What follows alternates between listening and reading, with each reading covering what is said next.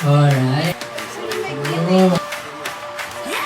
Alright. Pauna, pero hindi ko siya pinakala kung sinulat, pero ito po yung time. Grabe. Woke up singing in my sneakers.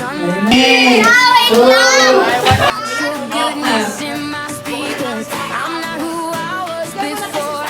I got grace stuck in my laces. Patingin. In my chest. You keep showing up in places. I forgot that I was blessed.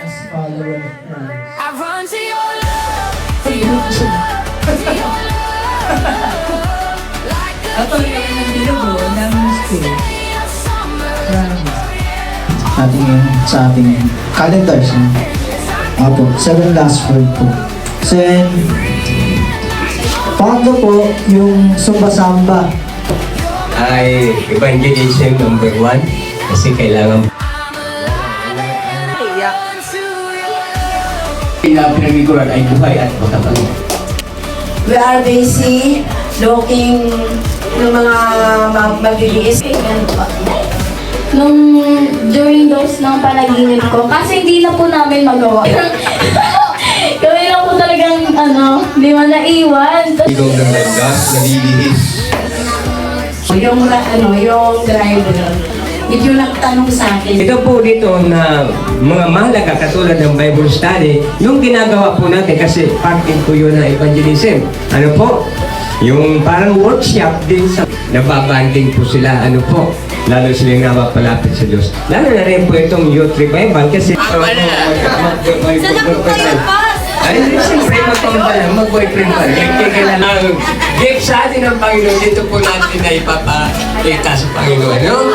At na... Hallelujah. Ito ba po? Yearly planning. Bakit po tayo nagkakaroon ng yearly planning? Kasi kailangan po natin gawin yan. Paano, Pastor? Ano nga rin? Ano nga rin sa Excel? Hallelujah. Para sila ay lalong mapamahal sa kanilang mga partner, ano? Hallelujah. Kaya yun ang purpose ng Marine Bank.